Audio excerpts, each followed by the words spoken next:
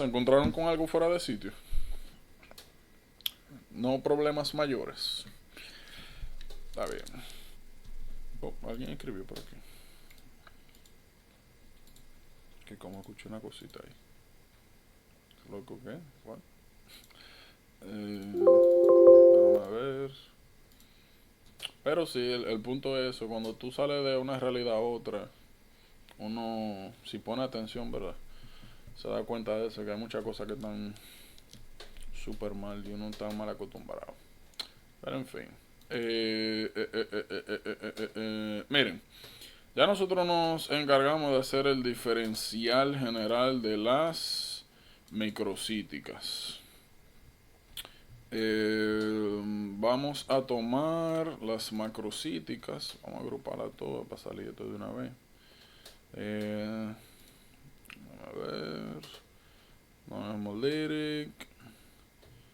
Ven acá. Porque yo siento que aquí me falta una. Macrocítica. Bueno, está bien, ya yo sé lo que voy a hacer. Miren. Como habíamos hablado anteriormente, las macrocíticas ya nosotros sabemos que cada vez que veamos un BCM más de 100 femtolitros, tenemos que pensar en macrocítica. ¿Qué sucede? Habíamos mencionado anteriormente que las anemias macrocíticas se dividían en dos grandes grupos. En las megaloblásticas y no megaloblásticas. Por si acaso. Siempre que usted vea una pregunta donde haya sugestión de anemia megaloblástica, de anemia macrocítica, sea megaloblástica o no megaloblástica, miren, lo primero que tiene que salir usted en el caco es deficiencia de B12, B9. Siempre comience por ahí y después comience a descartar. Pero comience por ahí, por conveniencia. ¿Qué tienen que saber? Ya nosotros hablamos de megaloblástica y no megaloblástica. Habíamos dicho que en megaloblástica, como su nombre dice, mega, grande, blasto y maduro, eran donde aparecían principalmente las segmentaciones de neutrofílicas. Habíamos hablado que más de 5 segmentos, megaloblástica. Principalmente, como mencioné hace un momento, por deficiencias de vitaminas.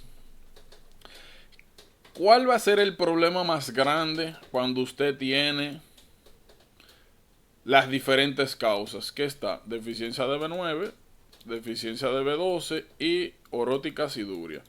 El problema mayor que usted va a tener aquí es, pues naturalmente, diferenciar entre cuál puede ser el causante. Como siempre, para hacer la diferencia, vamos a tener que poner atención en la historia, en los hallazgos, los factores de riesgo asociados a cada uno de estos. Vamos a hablar de algunos escenarios. Lo más general, lo más importante. Factores de riesgo. Cualidades específicas, si existe en una de cada cual. Por ejemplo, cuando nosotros hablamos de anemia por deficiencia de B12, mencionamos de que generalmente lo que se desarrollaba era anemia megaloblástica más síntomas neurológicos. Todavía no se acuerdan cómo es que se llama la enfermedad por deficiencia de B12 neurológica.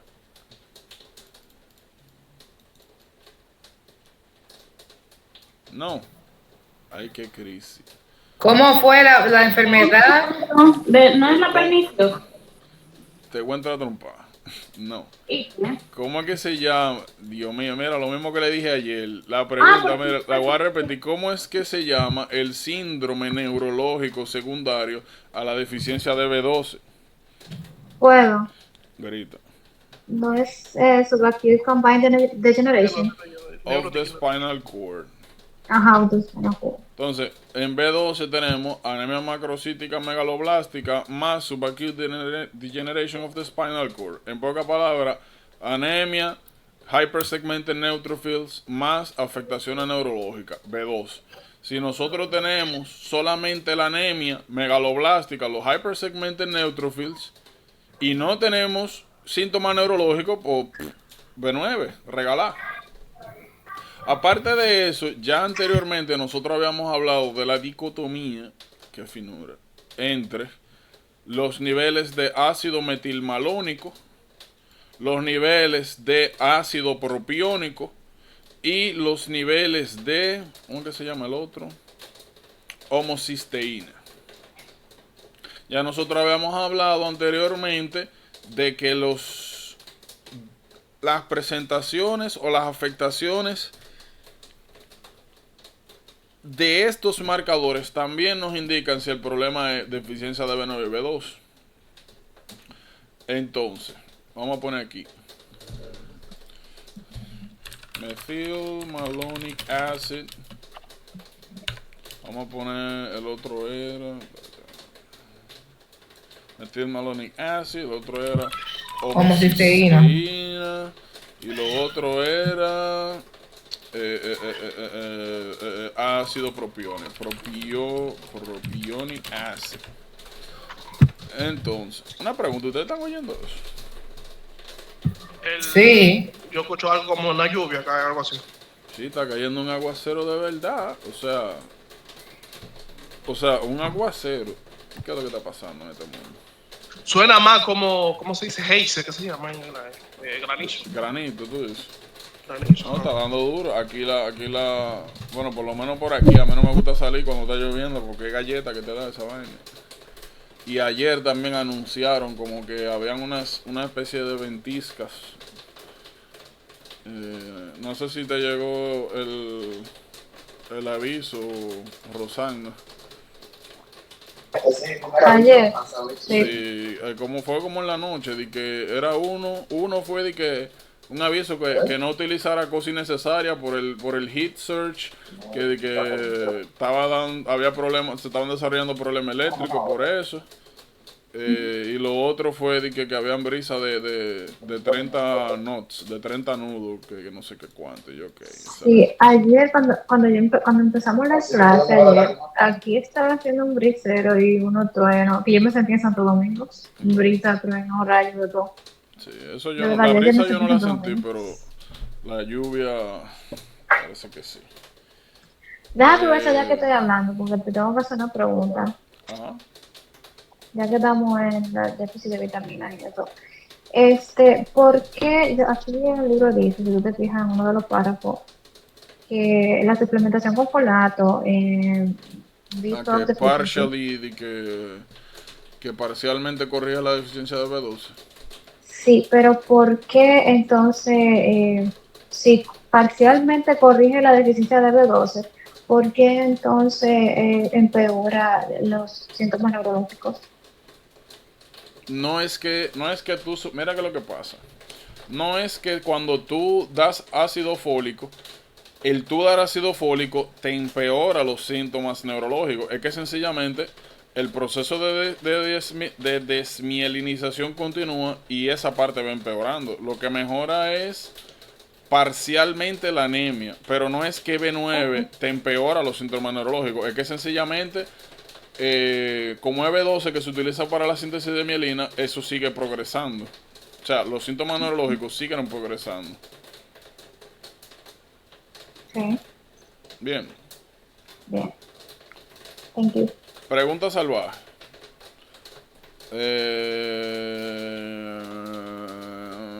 ¿Cómo va esto? Naturalmente, aquí lo que va es, las opciones son para arriba, para abajo o igual. Comparándolo con los niveles normales, no uno con otro. Okay. Bueno, en B12, la homocisteína y el metilmalonic ácido va para arriba, según lo que yo leí.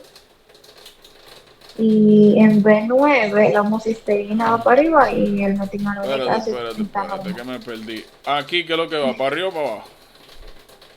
Está normal, Normal. ¿Y aquí? para arriba. ¿Y aquí? Me quedé. Normal también. Ok. ¿Y aquí? Para arriba van los dos.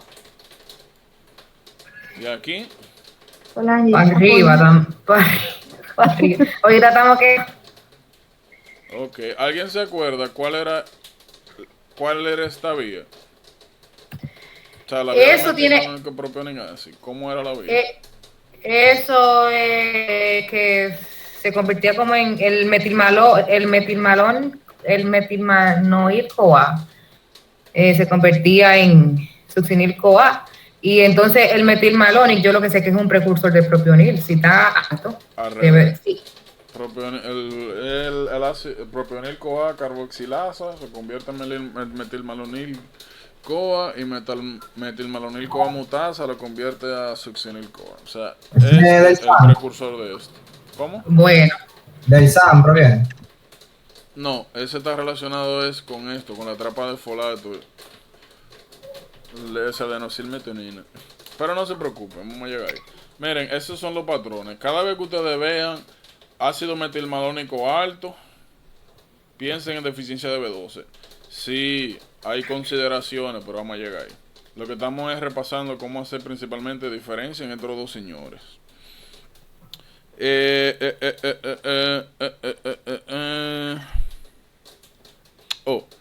Entonces, generalmente eso es lo que ustedes van a ver. Por si acaso, cada vez que ustedes vean a alguien con ¿cuándo usted debe sospechar de que alguien puede tener deficiencia de B9? Ustedes saben, ya lo hemos hablado, alcohol o drogas que disminuyan la absorción o aumenten la utilización de ácido fólico. Dentro de los fármacos más importantes, nosotros vamos a tener 3 que tienden a ocasionar deficiencia de ácido fólico. Está, creo que lo habíamos mencionado, metrotexato. Está las sulfas en general, más comúnmente trimetoprim, sulfametocesol y fenitoína. Oigan bien. Cada vez que ustedes vean que un paciente tiene artritis reumatoide y secundariamente tiene una anemia megaloblástica, piensen que a ese paciente le están dando metrotexato y que el metrotexato está causando una deficiencia de B9. Eso es lo primero.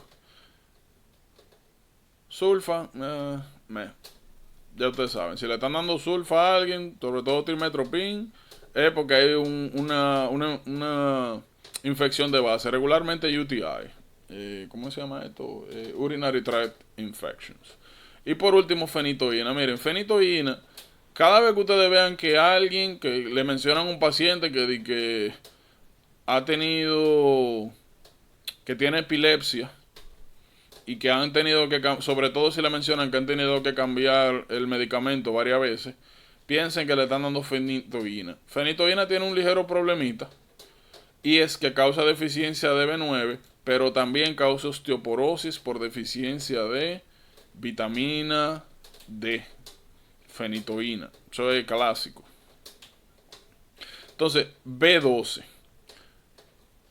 Nosotros hemos mencionado ya inflammatory bowel disease, que te hayan resectado el ileum terminal, hablamos de veganismo, de lo que no consumen cárnicos, ¿cómo se llama esto? En parásito, cuando abordamos micro esa parte, hablamos de Diphyllobotrium latum. Cada vez que veíamos una persona que desarrollaba anemia megaloblástica secundaria, comer pescado crudo en sitios salvajes, de que Sudamérica, por ahí. ¿Qué otra cosa es importante que sepan con deficiencia de B12? Que nunca se les olvide anemia perniciosa. Cada vez que ustedes tengan a un paciente con deficiencia de B12 y sea una persona que no sea vegana, o sea, que coma normal y demás, piensen, y no tenga una causa aparente, piensen en anemia perniciosa. ¿Recuerdan que era anemia perniciosa? ¿Qué era lo que pasaba ahí? Una enfermedad autoinmune de las células parietales, Okay. ¿verdad? ¿Y las células parietales, qué era lo que hacían? Que liberan el factor intrínseco para tú poder absorber la vitamina B2. Que no. Acuérdate que Giordano dijo que el factor intrínseco lo que va a ser. Sí, perdón. Que el factor intrínseco lo que va a servir básicamente es como un transporte para que la vitamina B12 sea absorbida en el duodeno, no me acuerdo por quién. Recuerden que nosotros hemos mencionado de que eso del factor intrínseco era un misconception, de que de que habían otras proteínas. Habíamos mencionado la aptocorrina. A ver si ponemos aptocorrina, porque esto hay que buscarlo así. Miren acá. De hecho, miren acá. ¿Qué era lo que habíamos dicho entonces de esto? ¿Quién se acuerda? Creo que este se ve mejor.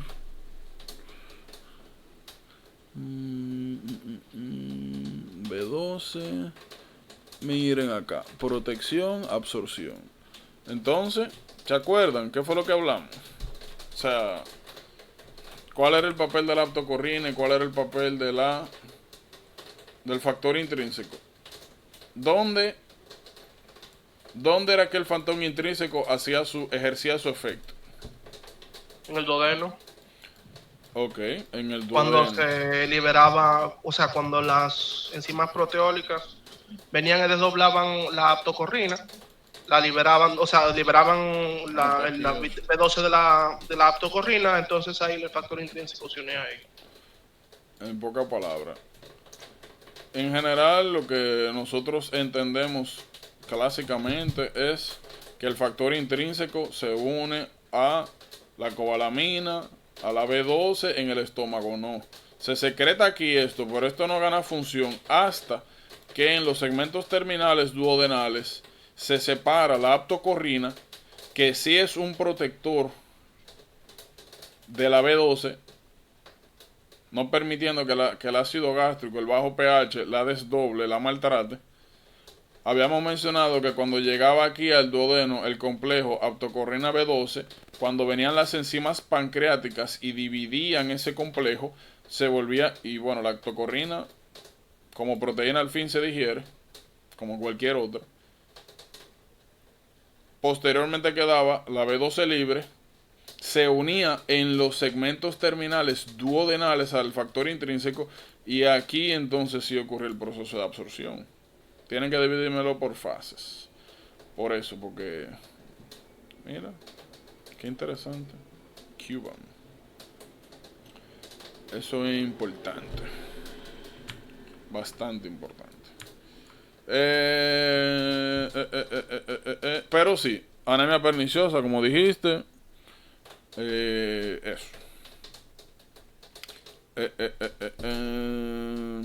Miren, de orótica aciduria. Yo no sé si ustedes se acuerdan que en bioquímica, o sea, hace mucho, yo les dije a ustedes, no se preocupen que vamos a ver orótica aciduria como un versus de deficiencia de ornitina transcarbamylase. Porque orótica aciduria comparte algo con OTD, ornithine transcarbamylase deficiency. ¿Recuerdan que era esta patología? ¿Qué era lo que pasaba ahí? Lo único que yo recuerdo es que eso es X-linked recessive. Ay, Dios mío. Pero sé que tiene que ver con el ciclo de la urea también, pero más no me acuerdo más nada. ¿Quién se acuerda? Era en básico, a que no se compliquen la vida. Ornithine transcarbamylase deficiency es la primera enzima y la reguladora del proceso del ciclo de la urea. Ya nosotros sabemos que el ciclo de la urea lo que hace es recibir amonio. El amonio, producto del metabolismo principalmente proteico, y específicamente de las transaminaciones y las transdesaminaciones, que ese amonio posteriormente llegaba al hígado y que en el hígado, en el ciclo de la urea, se convertía en urea, convirtiendo una sustancia tóxica y liposoluble, o sea, difícil de eliminar por los riñones, en una sustancia, urea, que es no tóxica y fácilmente eliminable por los riñones, o sea, hidrosoluble. Entonces, si nosotros tenemos deficiencia de la enzima principal y reguladora de esta vía, no podemos convertir el amoníaco en urea. Hidroamonemia. y teníamos hiperamonemia. Ahora, también habíamos hablado de que habían solapamientos entre las enzimas del ciclo de la urea y la síntesis de bases pirimídicas. ¿Se acuerdan? La uridil monofosfate. Ay, Dios mío, ay. No, es UMP. Ay. Miren aquí, miren. Ay, Ay, miren. Yo le dije, miren, lo vamos a ver más para adelante. yo tengo que despolvar por ahí de nuevo. Ay, Dios mío, ¿qué es lo que hemos hecho? Entonces, qué importante que sepan de aquí. Lo habíamos mencionado, que habían una serie de isocimas que conectaban ambas vías. O sea, no directamente, sino que lo importante de acá era que conociéramos que ambas vías tenían un metabolito intermediario que era orotic acid. Entonces habíamos mencionado que un diferencial importante era posteriormente hacer una diferenciación entre orotic aciduria y ornithine transcarbamylase deficiency. Y habíamos dicho que cada vez que ustedes vean orotic acid elevado más hiperamonemia, tenían que pensar en OTD deficiency. Pero si ustedes veían los niveles de amonio normal, o si acaso un poquito elevado, anemia megaloblástica y aumento del ácido orótico, tenían que pensar en orótica aciduria, porque ambas vías tienen este metabolito en común. Entonces, cada vez que ustedes vean orotic acid de ahora en adelante, tiene que pensar en OTD deficiency y orótica aciduria. ¿Cómo usted va a hacer diferencial? Dependiendo de la constelación de patologías, o sea, de signos patológicos. Es un diferencial importante. Entonces, el OTD va a tener la urea elevada, ¿verdad? Entonces... Urea no, al contrario, la urea baja, el amonio alto. El amonio va a estar alto, porque el amonio, porque... Y la urea baja, porque no va a haber Porque conversión. no se elimina. Exacto. Entonces, Bien. eso va a poder producir, entonces, va a producir manifestaciones nerviosas también. Toda la correlación, asterixis. Sí, sí me acordé ya. Bien.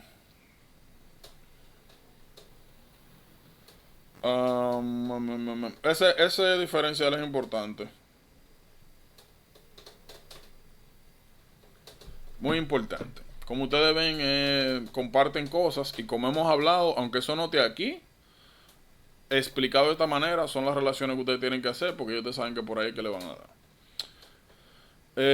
Y ya, realmente con eso se va orótica aciduria. Que si podríamos nosotros mencionar que en orótica aciduria, para que lo vean acá, es deficiencia de este señor. Míralo aquí.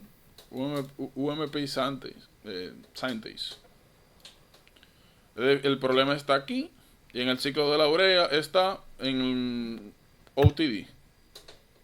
¿Qué tienen que saber? Que si el problema que nosotros tenemos en esta patología es convertir orotic acid en uridina monofosfato, pues el tratamiento es bypassar este punto del metabolismo. El tratamiento de la UMP, la uridina monofosfato, y ya. Sencillo como es. Otra cosa que tienen que saber de orótica aciduria es que a veces ellos mencionan, como es una enfermedad congénita de deficiencia enzimática, a ver si aparece, era orotic acid diper. Miren aquí. Más adelante, cuando entremos a OB, hay dos patologías especialmente donde usted va a encontrar, donde usted puede encontrar staining por orina en el pamper. Uno es orotic acid y otro es Leishmanian, ácido úrico. Cada vez que ustedes vean que el niño que orinó un pigmento raro, piensen en orotic acid o hiperuricemia. Eso es importante. Y ya, yo creo que esos son los cuidados que tienen que tener con orótica aciduria, más que nada, porque, eh, como le dije, la constelación. Hay otra cosita que es importante, y es que miren, por si acaso, cada vez que usted vea, miren, B9 y B12 son dos vitaminas que regularmente son bien inofensivas. Por ende, cuando usted sospecha, o sea, cuando usted tiene un paciente con anemia megaloblástica, realmente todas estas pruebas clínicamente no es necesario hacerlas. Regularmente usted lo que hace es que le da complejo B, B9 y B12, todo juntos. Porque son, como les mencioné, vitaminas relativamente benignas, o sea, relativamente inofensivas, cuando usted la da a dosis normales. ¿Qué sucede? Cada vez que ustedes vean una anemia megaloblástica y usted comience o le digan que comenzaron a suplementar con B9 y B12 y el problema persistió, en ese caso también piense en orótica aciduria. Porque como le dije, cuando alguien llega con una posible anemia megaloblástica, usted puede hacer estas pruebas, pero regularmente no son necesarias. Como le dije, regularmente usted comienza a darle vitamina y ya. Porque las vitaminas son baratas, son inofensivas y son las causas más comunes. Entonces cada vez que usted ve ese escenario, mira, le están dando tratamiento, como quiera, nada. Pues ya usted sabe, piense ahí en su orótica aciduria. Esos son los escenarios más comunes. Jordano, es muy relevante el test de Schilling. Esa vaina no se usa ya. No se usa, ¿verdad? Son en ambos. Ya eso no tiene ninguna relevancia clínica. Pero quizás a ustedes le puedan hacer una que otra pregunta conceptual. Porque déjame ver en dónde fue que yo mencioné. Déjame ver si me acuerdo. Porque hay otras patologías donde hay test que no se usan, pero se aprovechan para demostrar conceptos a veces. Schilling es una. La otra, ¿en cuál fue la otra? No me acuerdo la otra patología. Pero hay... bueno. ¿Ustedes se acuerdan en Chronic Granulomatous Disease que habíamos hablado del nitroglutathione? Que ahora realmente lo que se usa es más dihidrorodamina. Eso podría ser un ejemplo también. Eso podría ser un ejemplo. De que nos pregunten, eso se usa para esto, no de que porque esa vaina tenía hasta cuatro stages y de todo. No. Cuando ustedes le preguntan cosas relacionadas a test, regularmente es orientados a si usted entiende. O sea, los test lo que lo utilizan es para ver si usted puede hacer acercamientos a través de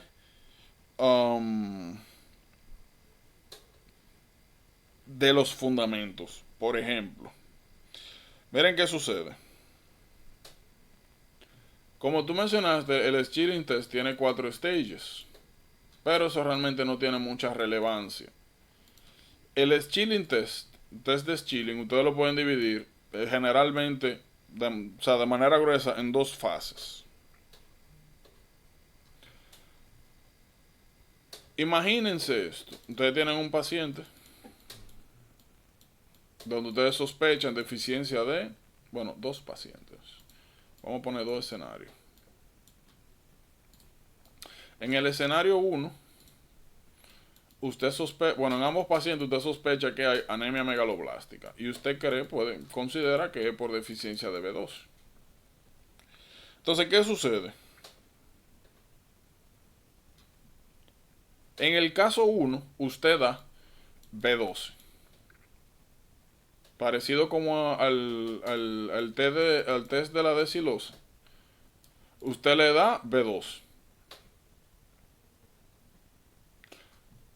Luego de que pase un día, usted mide los niveles de B12 en sangre. Incluso este B12 puede ser radiolabel.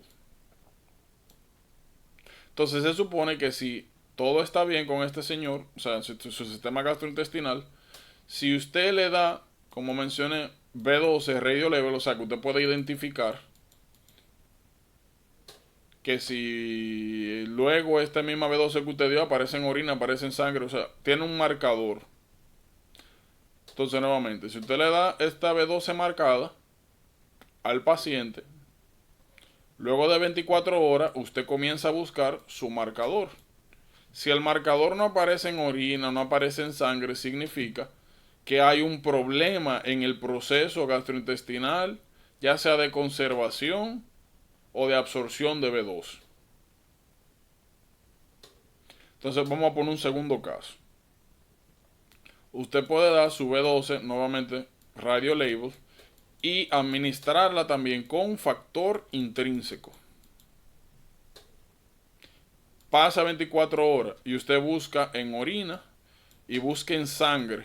Y ahora en ese mismo paciente usted comienza a encontrar su B12 radio label. ¿Qué significa eso? ¿Qué ustedes creen que significa eso?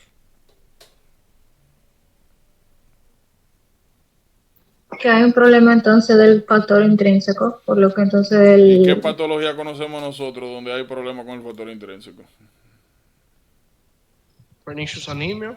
Anemia perniciosa. Entonces, eso es sugestivo de anemia perniciosa o cualquier problema gastrointestinal, porque ya dijimos que si hay, por ejemplo, acloridria o hay insuficiencia pancreática, por ejemplo, porque como vimos hace un momento, nosotros aquí necesitamos que la aptocorrina se despegue de la B12 por las enzimas pancreáticas. Entonces, si hay insuficiencia pancreática, tú también puedes desarrollar deficiencia de B12.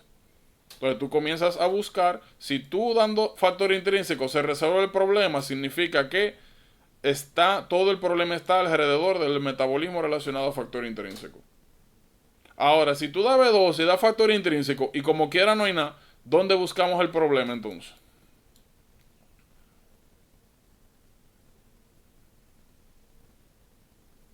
¿Dónde estaría el problema? Bone marrow, no. ¿Cómo? En el bone marrow. No, porque recuerda que lo que tú estás midiendo es nivel la del- B12 en sangre en orina. Tú le estás Sería dando que B12 y factor intrínseco al paciente, pero ni en orina ni en sangre aparece esa B12, no se está absorbiendo. Entonces, en el ¿dónde hilo no hay problema. ¿Dónde sí? en los intestinos, usted busca la tripa, donde se absorbe. Entonces, usted puede seguir modificando este test y dar, por ejemplo, B12 más enzima pancreática. Si comienza a salir B12 en la sangre ahora, ¿qué significa? Que el problema es insuficiencia pancreática. Ya, es el test de Schilling. Hay una cuarta parte que es, si no mal recuerdo, B12 más antibióticos. Pero nuevamente eso no se usa. ¿Por qué B12 más antibióticos? Porque ahorita, más adelante, vamos a ver una patología que se llama Intestinal Bacterial Overgrowth. ¿Qué sucede? En Intestinal Bacterial Overgrowth, las bacterias intestinales, como dice su nombre, están disreguladas, hay demasiadas y comienzan a utilizar la B12, así como el Diphyllobotrium lactum. Entonces, si usted da antibiótico y mata a la bacteria que están ahí cogiéndose la B12, pues ahí usted detecta que no hay ningún problema gastrointestinal ni con el factor intrínseco, sino que son las bacterias que están haciendo su lío ahí. De hecho, por si acaso, cada vez que ustedes vean un paciente que tenga deficiencia de B12 más aumento de ácido fólico, deben sospechar de bacterial overgrowth. ¿Por qué? Porque las bacterias se cogen la B12 y producen ácido fólico. Entonces te causan deficiencia de B12, pero te causan niveles altos de ácido fólico. Eso es importante. Y lo menciono porque pasamos ya gastro y como que no recuerdo que hayamos hablado de esto. Y es importante eso. Fuera de eso, bacterial overgrowth, lo que ustedes ven es bloating. Tú sabes, una gente que come y se llena de gases, siente que está muy lleno, explotado. Malestares generales. Más esto. B12 baja y ácido fólico alto. Pues sí. Pero como le dije, el test de Schilling, eso no se usa. Lo más que pueden hacer es estas observaciones que hicimos para que usted detecte dónde, según el resultado, dónde podría estar el problema. Y ya. Pero no se usa. O sea, en la vida real.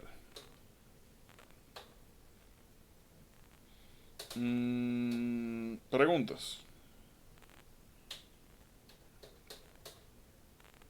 No. Está bien. Veo que nos quedamos en ya orótica y dura, ya eso no tenemos mucho que hablar ahí. Miren.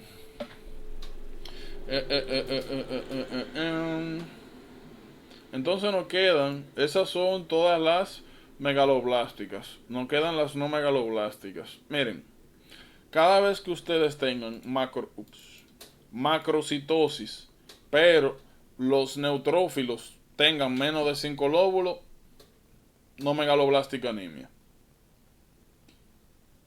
¿Qué tienen que saber de aquí?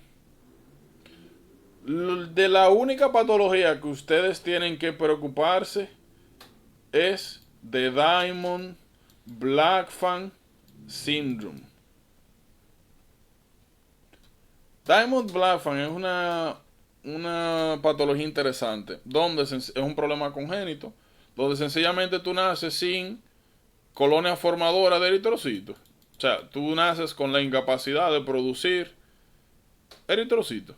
Eso es igual a aplasia pura de glóbulos rojos. Así es que se le llama. Sencillo como eso. Ya nosotros hablamos ayer de qué pasa, sobre todo cuando un recién nacido o algún niño en su proceso de desarrollo desarrolla anemia severa. ¿Recuerdan cuáles fueron esas características secundarias que no tienen que ver con la patología? Hepatosplenomegalia, el Krukot del X-ray que se ve hairy, el skull, que comienza a suceder el proceso llamado extramedular y hematopoiesis. ¿Recuerdan? Entonces, Sí, yo mandé una imagen de eso hoy. Entonces, todas esas manifestaciones, ustedes comienzan a buscarlas. Ya, así de sencillo. No tienen que volverse locos. Ya. Tienen que tener un pequeño cuidado con Diamond-Blackfan. Diamond-Blackfan tiene, yo no sé cuál es la afinidad del Step 1 con esto, pero miren, cada vez que ustedes vean que un niño nace, como le dije, con una anemia, que tiene los glóbulos rojos de que 1 millón nada más, 2 millones en vez de 4, 5, 6, que está bien marcado, disminuido la población de eritrocitos solamente, y todo lo otro está normal, más, ¿cómo era que se llamaba eso? Triphalangeal Tom. Más, lol, prefiero un X-ray. Miren qué interesante. Cada vez que ustedes vean esa descripción que mencioné, más esto, déjame coger esta, presentarle las dos. Tienen que ser muy cuidadosos con esto, miren acá.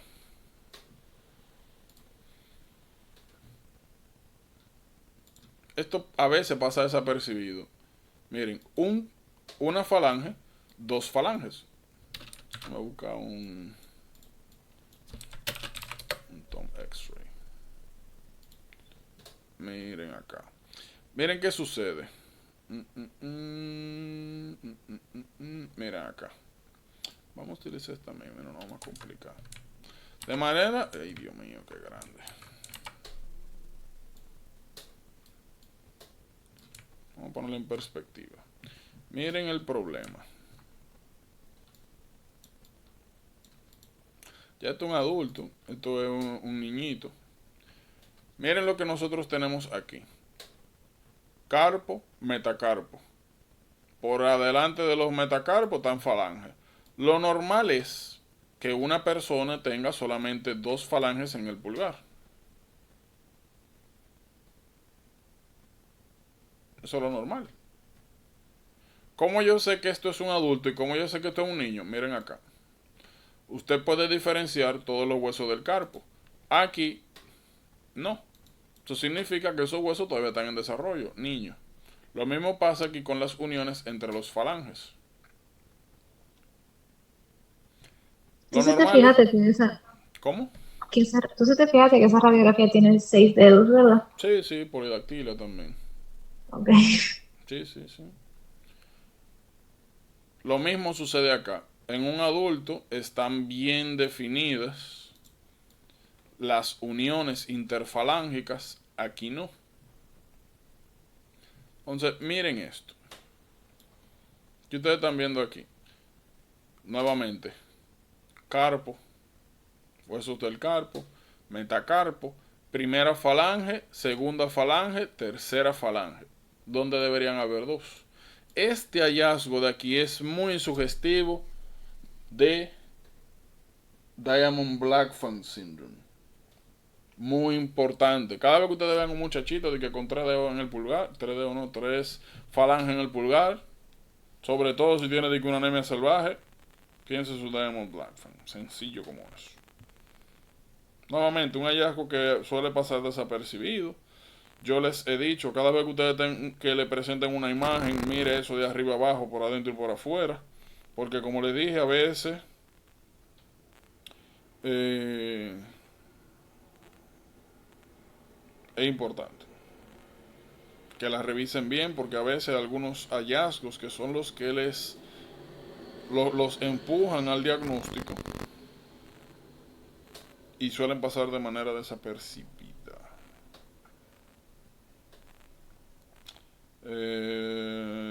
Bueno, estamos claros con Diamond Blackfan entonces.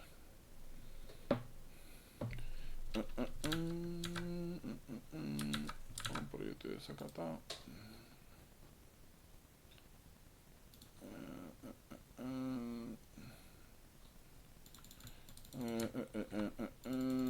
Ya, realmente eso. Pero como le dije, cada vez otra cosa donde te pueden sospechar Diamond Blackfan, como le dije, cada vez que ustedes ven de que una anemia megaloblástica, perdón, una anemia macrocítica sin megaloblastos, sospechen de ella.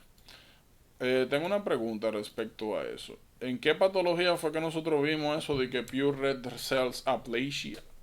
Aplasia de células rojas. En Fanconi, ¿verdad? No. No, Fanconi tiene la 3. En Fanconi tenemos problemas Una renales, problemas una medulares. pancitopenia.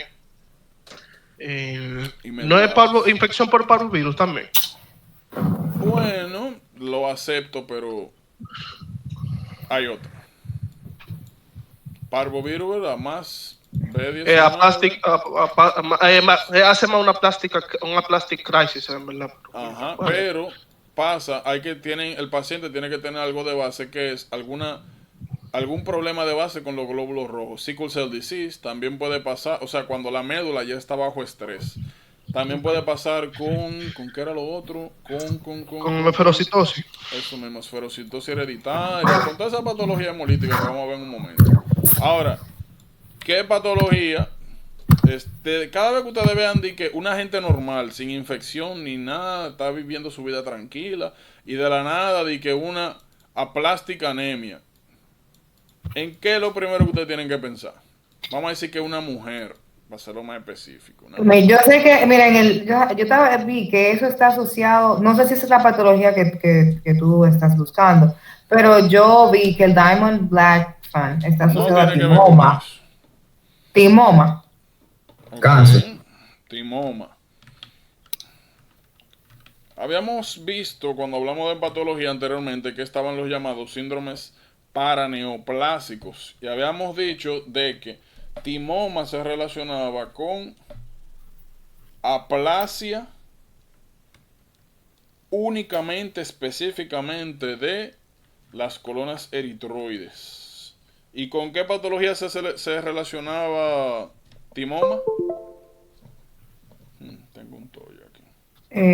Con miastenia gravis. Con miastenia gravis. Ajá. Entonces ya ustedes saben, cuando vean un paciente de que con miastenia gravis, una anemia salvaje ahí, sin causa aparente, todo está bien, nada más los eritrocitos por el piso, busque su timoma, busque su miastenia gravis. Sencillo como eso.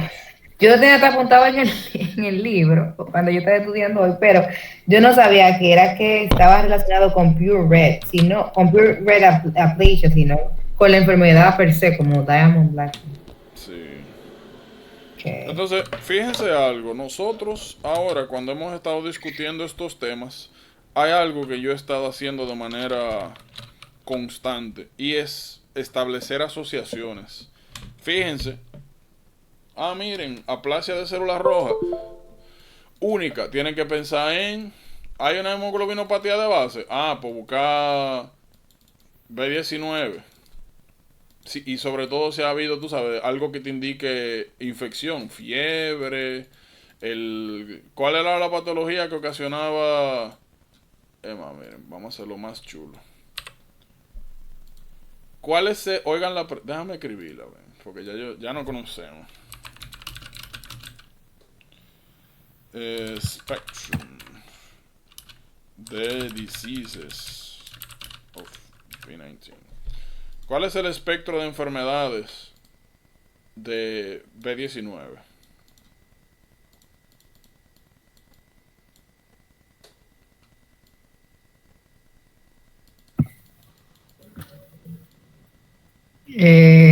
Bueno, yo sé que da 56, la rubela. ¿Cómo fue que tú le llamaste a eso? La quinta enfermedad, ¿cómo es? ¿Qué es No lo es rubela. ¿Qué es lo que es rubela? No, No, la rubela. No, pero... Esa es la eritematosa, ¿no? Yo no sé, ¿cómo es que se llama? La Rubela quinta no es. enfermedad. No, que la quinta enfermedad, 56. la ¿El eritematosa. otro nombre cuál es? La quinta enfermedad. ¿Y el nombre con el cual todo el mundo lo conoce? Eritematosa, ¿no? Ay, ay, Sofi, ay, contrale ay, que no. ay, Eritematosa es todo lo Dios. que te dé raquiña. Ay, Dios, pero hay algo con rojo. Es eritema infeccioso. Ajá, eso Que mismo. no, Ay, Dios. tampoco. ¿Cómo vas? Pero ven acá, el nombre vulgar que tú dices. No, míralo ahí el nombre. De como si fueran. Ajá, pero ese no es el nombre, ¿no? Disease. ¿Cuál? El síndrome de la galleta. Oh, sí, pero no es el nombre. Pero yo pensaba que se llamaba Suena eritema durísimo. infeccioso. Pero, ajá, es la chick disease, obviamente, uno lo conoce por eso. Ajá, Pero ajá. el nombre no es eritema infeccioso y la quinta enfermedad. Eso sí, pero no fue el que ustedes mencionaron ahorita, ni todos esos tollos que estaban tirando. Yo dije Era quinta eritema, enfermedad. yo no sé. Rueda durísimo. Pregunta salvaje. Eso es en niños. Y en adultos, ¿qué es lo que da B19? Y si dicen anemia, lo saco de la llamada. Ay, mi madre. ¿Cómo da B19 en adultos? Y eso es importante en adultos. ¿Por qué? Bueno, mira, yo vi, mientras yo estaba estudiando normo, que está dentro de esas anemias. Está bien, déjame sacarte. Man. Te dije anemia no. Anemia no. En los adultos, yo le había dicho cuando vimos B19 que lo que daba era una febrícula más artralgia migratoria. Y le dije, cada vez que ustedes vean una mujer embarazada, que de que un niño tenga un daycare, una cosa rara, o trabaje con niños, esté relacionado con niños, y le comiencen a dar una fiebrecita rara y a doler las articulaciones, y ya, que tienen que tener cuidado, porque B12, ¿cuál es el problema de B19 de que B12? De B19 cuando le da una embarazada. Puede transmitirse al feto. Pero que lo que da, ¿cómo se llama esa patología? Ay, Jehová. Imagínate, la muchachita está embarazada, le duele la articulación, un chin de fiebre, trabaja en un daycare, o tiene un niño en un daycare, y 2 o 3 muchachitos ahí de que medio enfermo. Un aborto. ¿Cómo se llama la patología? También se me olvidó. ¿Cómo que se llama esto?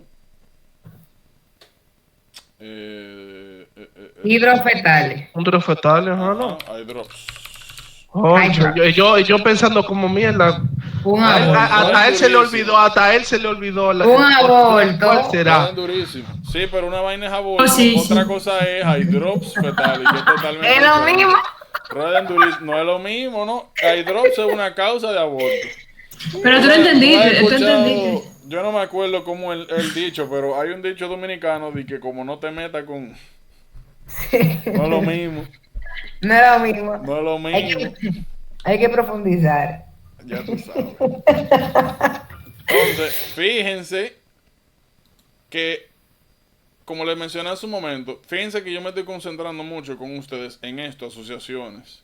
Porque miren, si ustedes me preguntan a mí, yo creo que esto, si tengo que mencionar de que hay algún truco para el Step 1, es establecer asociaciones, cosas que, como yo le dije, que cuando ustedes vean esos patrones, ustedes digan, ah, pero esto, ah, esto. La mayoría de las preguntas que ustedes mandan y que ustedes dicen, ay, qué bacano, ay, qué va. Yo le digo, no, ustedes van a ver más para adelante que eso es disparate. Que es que sencillamente, ya cuando tú eres una pregunta, ya tú sabes por dónde va. Ya tú dices, ah, mira, el problema está por aquí. O, ah, mira, es esto. Y ya, ya después que tú te aprendes eso, no hay que embromar mucho, ¿no? No hay que embromar mucho. De eso sí yo le puedo decir a ustedes. Y decírselo muy claro. Que aquí esto es, si me preguntan, un examen de patrones sobre todo. Y establecer esos patrones generales es muy importante. Porque es que cuando usted los detecta, es como le he dicho, usted sabe dónde buscar. Cuando usted sabe dónde buscar, no se deja engañar, no se deja entorpecer por ninguno de esos distractores que ponen. Sencillo como eso. Entonces, continuando. Bueno, ¿alguna duda, pregunta? ¿Todo bien? Claro. Sí, está bien. Y esto, ¿qué es lo que pasa aquí? Jordán, yo sé que reticulocitos son RBC maduros, pero yo lo tengo aquí como en el síndrome de Diamond Blackburn, como que hay una disminución de reticulocitos, ¿no? Obviamente. ¿Por qué? Porque es que los reticulocitos son las células inmaduras que salen del bone marrow. Y los reticulocitos en los primeros días de vida, en el spleen se remueve el material nuclear que pueda quedar. Mira, aquí tuve bueno.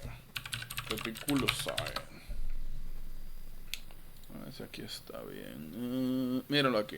La diferencia entre un RBC y un reticulocito es que el reticulocito tiene material genético todavía. Cuando este reticulocito pasa por el spleen, los macrófagos esplénicos le quitan ese material genético que queda y ya se convierte en un RBC maduro.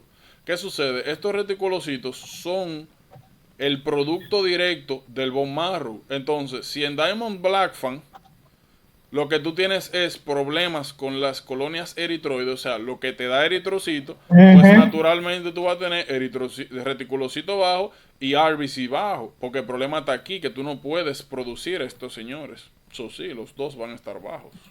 Ok. Yo pensaba que era solamente reticulocito. No, los dos para abajo, porque si tú no tienes reticulocito, tú no puedes madurarlos y convertirlos en RBCs y so forth.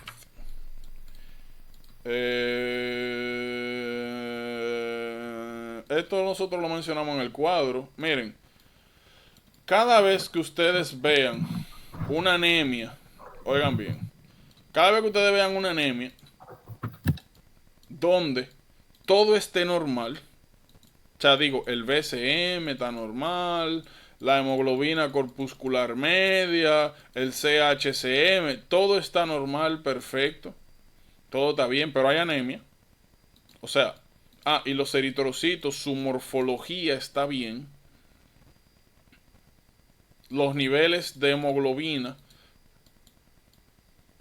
están bajos y la cantidad de eritrocitos totales están bajos, pero todo lo otro está bien.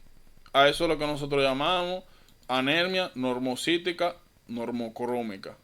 Anemia normocítica. Los eritrocitos están todo bien.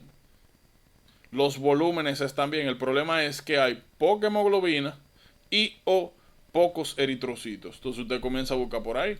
Como nosotros vemos acá las normocíticas normocrómicas, en pocas palabras, miren, cada vez que usted ve una anemia, normal blood smear, cada vez que usted ve una anemia donde todo está normal, pero hay anemia, o sea, baja hemoglobina, como le dije, o baja, de hecho, más que baja hemoglobina, disminución de la masa eritrocitaria, tiene que pensar en este tipo de anemia.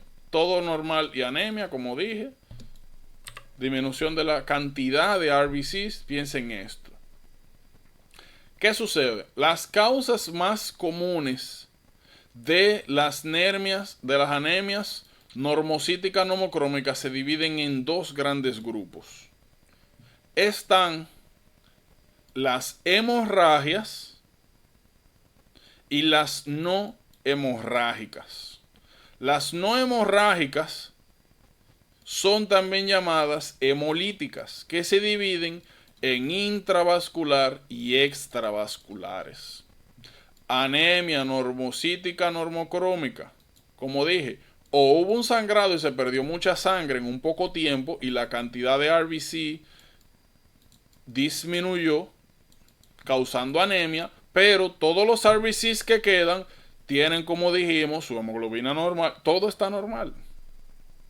Si usted ve una anemia normocítica normocrómica y no hay ningún signo de hemorragia, el tigre no ha sangrado por ningún lado y está cardiovascularmente bien, o sea, no tiene hipotensión, no tiene taquicardia, nada que te indique sangrado, ni ha tenido trauma, ni está en anticoagulación, nada de eso, pues usted no piensa en hemorragia.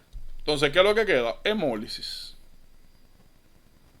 Las hemólisis, yo creo que de hecho en Inmuno habíamos hablado de eso. ¿Ustedes se acuerdan cómo era cuál era la diferencia entre intravascular y extravascular? Los hemolysis. Que Golpe. Ajá. Dale, Sofi. bueno, que las extravasculares eran, por ejemplo, por deficiencia de enzima. No. Al revés. Por ejemplo, glucose phosphate dehydrogenase. Intravascular, ¿que eso sucede? Ah, sí, chipié, ¿verdad? ¿Dónde Ajá, ocurren las extravasculares? Al revés. Autoinmune. Ajá, No me la dividan antiinmunitaria. así, no me la dividan así. La pregunta es, oigan, como siempre, la voy a tener que comenzar a escribir. ¿Dónde ocurren las anemias hemolíticas extravasculares? ¿Dónde ocurren? Eso es lo primero. Ocurren en los órganos, un órgano sólido, dígase bone marrow o spleen. En el bone marrow no ocurre. No puede haber una hemólisis a nivel, o en el, Todo es el posible en el universo, pero no. en el vaso. En el spleen. Extravascular significa que la hemólisis está ocurriendo. El hígado, el hígado, el vaso, el spleen que está exprimiendo tus eritrocitos. Las intravasculares son las que ocurren dentro de los vasos sanguíneos. ¿Por qué les digo que no me hablen de si son autoinmunes, no autoinmunes? Porque nosotros vamos a ver anemias hemolíticas extravasculares que tienen un componente autoinmune. Y de hecho, las más comunes son intravasculares, cuando hay efectos autoinmunes. Entonces, lo de intravascular y extravascular es sencillamente una clasificación, no de etiología, sino de ubicación. Cada vez que usted vea que el proceso hemolítico ocurre en el vaso, extravascular. Cada vez que usted vea que el proceso hemolítico ocurre dentro de los vasos, intravascular. Sencillamente eso. ¿Qué sucede? Las intravasculares se dividen en dos grandes grupos también. Están las microvasculares y las macrovasculares. La microvascular es cuando el proceso hemolítico sucede en segmentos capilares o arterias menores. Y macrovasculares cuando suceden en aorta o intracardíaca. Por ejemplo,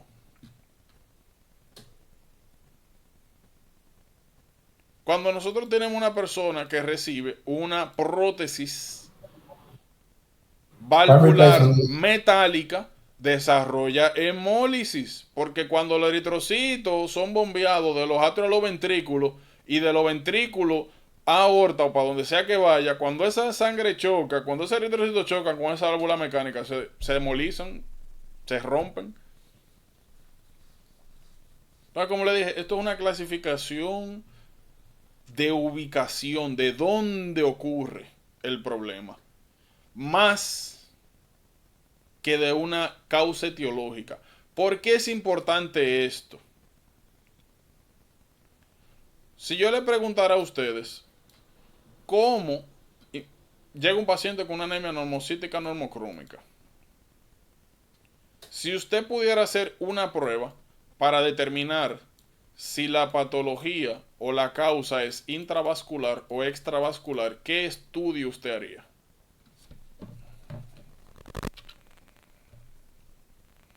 Si es intra o extravascular. Ajá. Puedo. Una ELISA. ¿Se podría hacer un conteo de bilirrubina? No. ¿Por qué? Porque El cuando POM test. tú aquí, en el spleen, tú exprimes, matas, eliminas eritrocitos, la bilirrubina sale porque tiene que llegar al Bueno, hígado para metabolizarse. Eso no.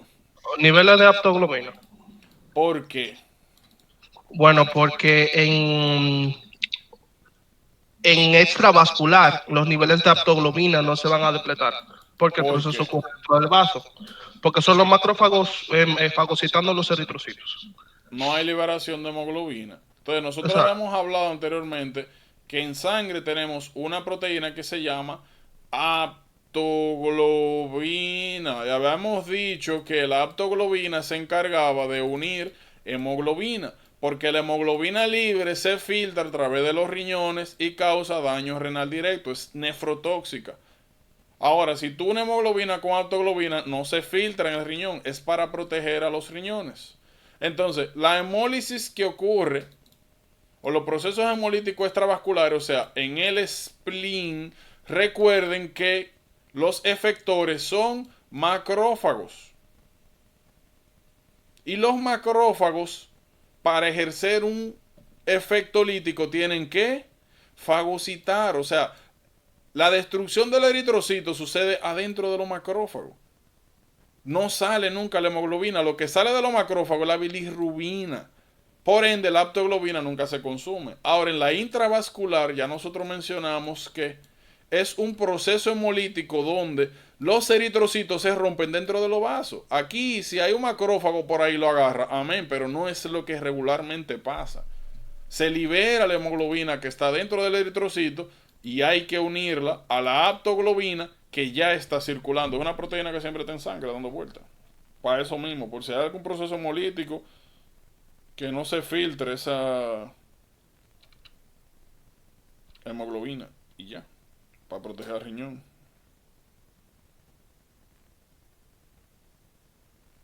¿Estamos claros?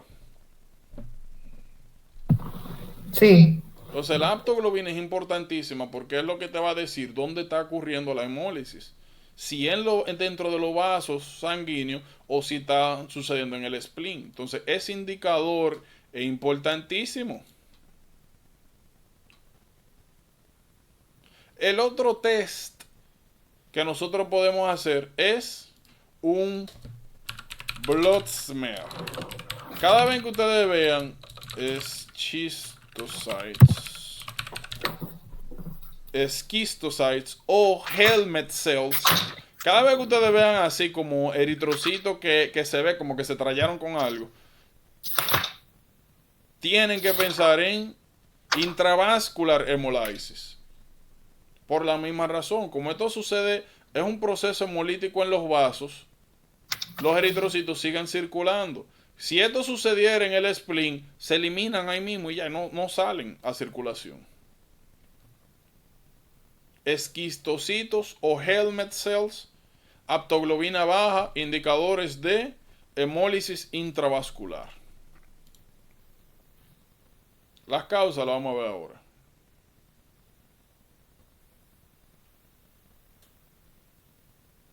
¿Estamos claros? Sí. Bien, entonces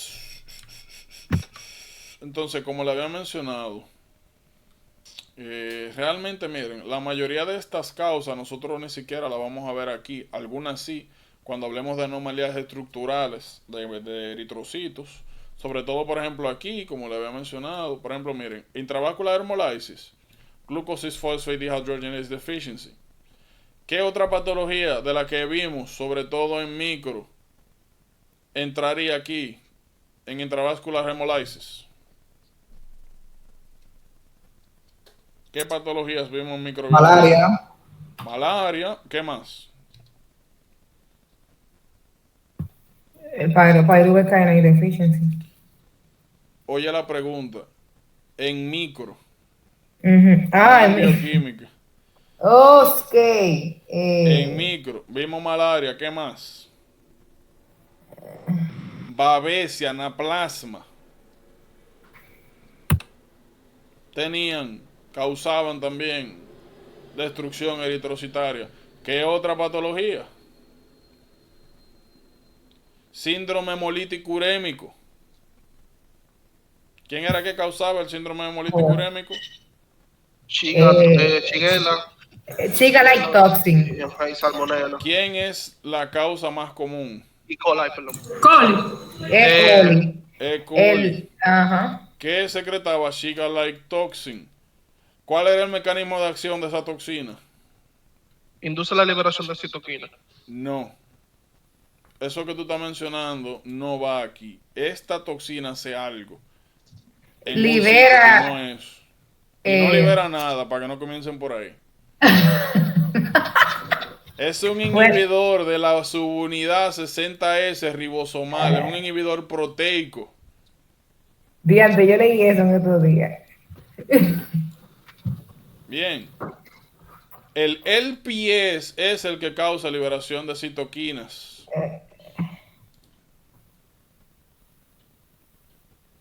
Que está relacionado a gran negativo, y esto es un gran negativo, pero no es el causante del síndrome hemolítico urémico.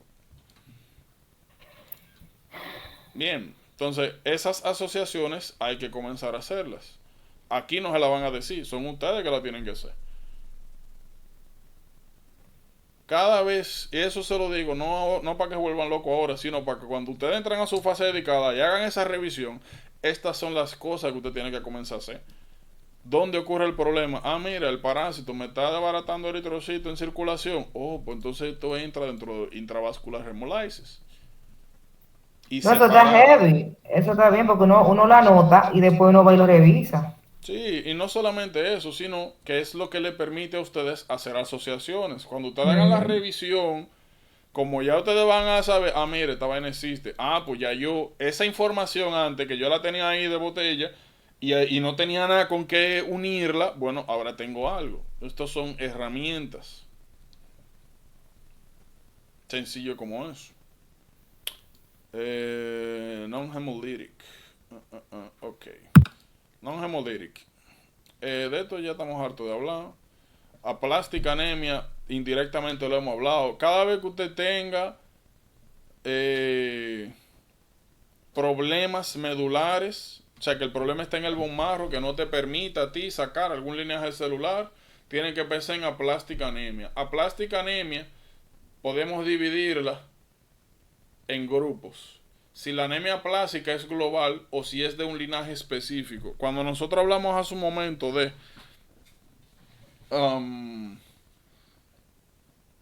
tener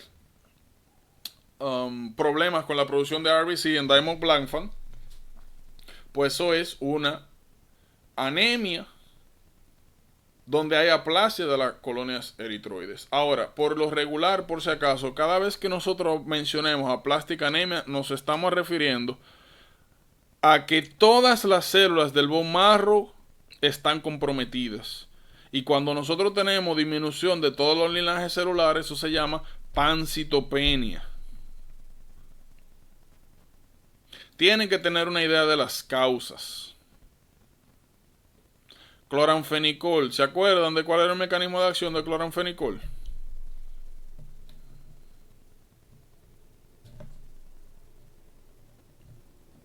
O por lo menos, ¿dónde fue que hablamos de eso?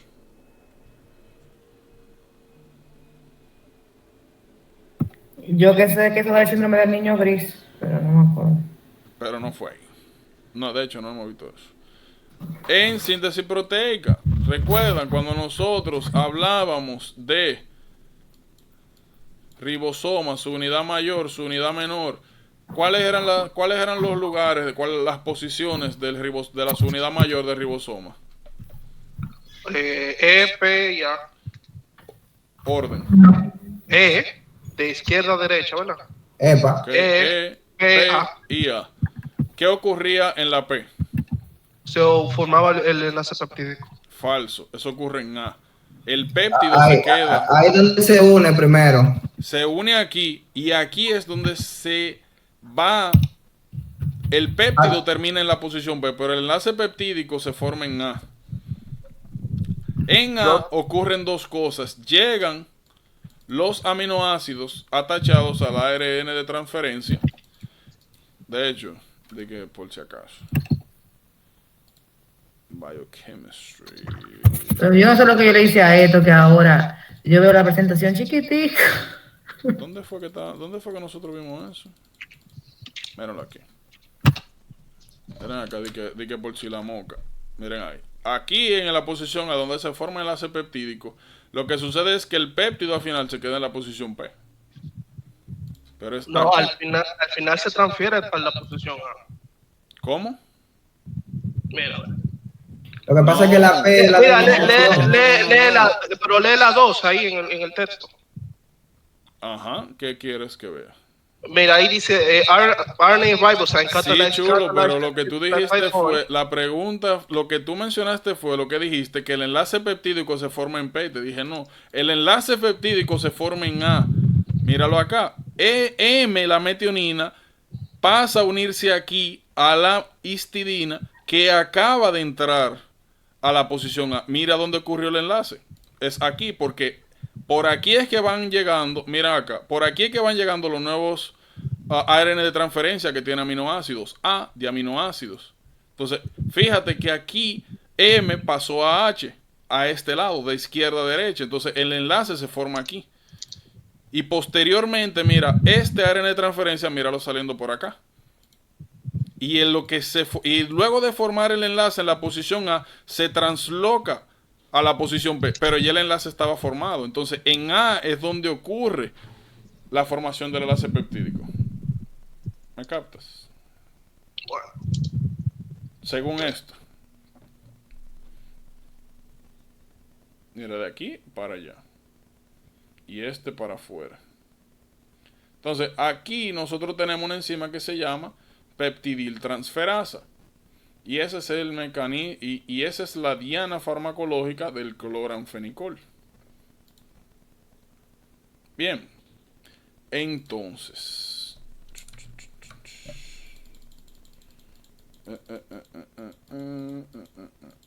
Entonces las causas son importantes. Los hallazgos también. Si no tenemos médula, todo va a estar para abajo. O sea, médula funcional, todo va a estar para abajo. Eso es lo primero. Segundo, cuando usted haga un estudio de médula, pueden pasar dos cosas. Que usted saque material y cuando haga pues su montura, su tinción, lo que encuentre es esto. Mire, un bone marrow normal se ve así. Vamos a ver si aparece. No, mírenlo ahí. Normalmente debe verse así. Miren, supercelular, muchas células. Miren acá, se ve vacío. Y yo les había comentado anteriormente que cada vez que ustedes vean esto, células, droplets vacías, que eso era grasa. Cuando hay plástica anemia, regularmente hay una sustitución del componente medular por grasa. Ahora, ese es uno de los hallazgos que les pueden mencionar. El otro es el llamado dry tap. A ver si aparece un ejemplo. Dry tap es... LOL. Dry tap es cuando tú vas a hacer una punción medular ósea y cuando entras el trocar y jalas aquí con una jeringa no sale nada. Por eso se llama dry tap. No sale nada. Eso es muy sugestivo de mielofibrosis. Entonces eso es importante. Muy importante.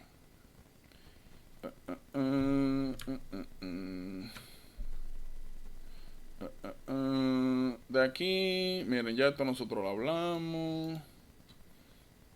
Bueno, pero vamos a agarrar esto.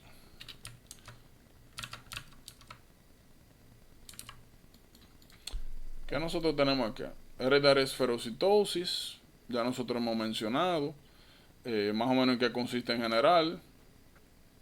Tienen que saber la causa, las anomalías estructurales. Fíjense algo aquí, por si acaso, que a veces es motivo de confusión. Esferocistosis hereditaria puede dar por afectaciones de diferentes proteínas. No es que tiene que estar mutada anquirina, banda 3, proteína 4.2, espectrina, no. Tú puedes tener afectación únicamente de anquirina y desarrollar esferosis hereditaria. Esas son sencillamente diferentes causas. Ven acá, pues yo tengo esto apagado. Ya. Eso es importante. Otra cosa.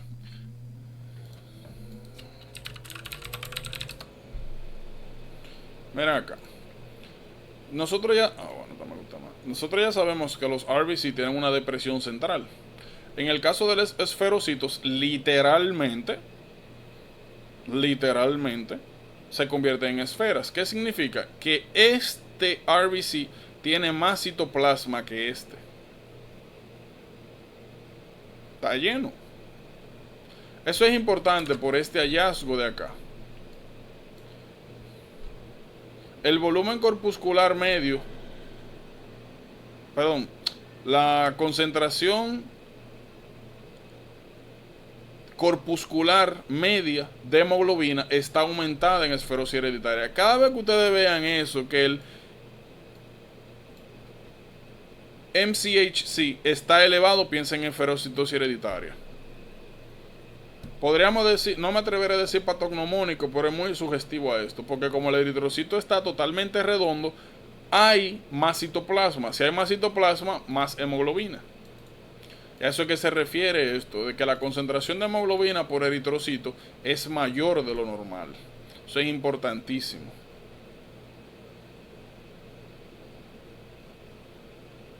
Y es uno también de los aspectos patológicos importantes.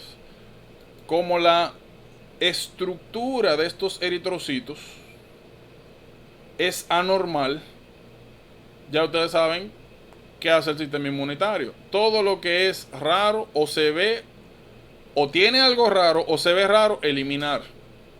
Y esa es una de las causas por la cual esferocitosis hereditaria con el tiempo puede desarrollar exhaustion del bone marrow, puede ocasionar deficiencia de B12, deficiencia de B9 y también por esos procesos hemolíticos crónicos los black gallstones que mencionamos cuando estábamos hablando de vías biliares. Hay algo muy importante referente a esferocitosis hereditaria y es relacionado a los test. Hay dos test importantes. Está el llamado EMA y está el Osmotic Fragility Test. El más, por si acaso, Osmotic Fragility Test, yo creo que eso ni se usa. Creo que lo utilizan en donde sea que no tengan esto. Pero lo que quiero decirles es que el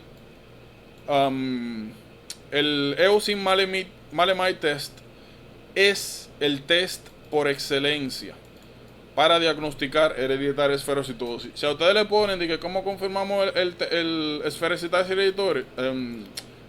hereditaria y ponen A, EMA, B, Fragility Test, elijan EMA.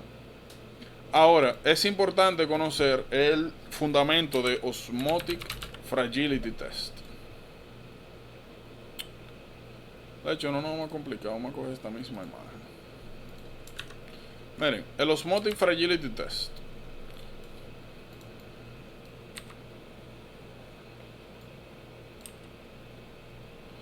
Fíjense, nosotros tenemos un esferocito y tenemos un RBC normal.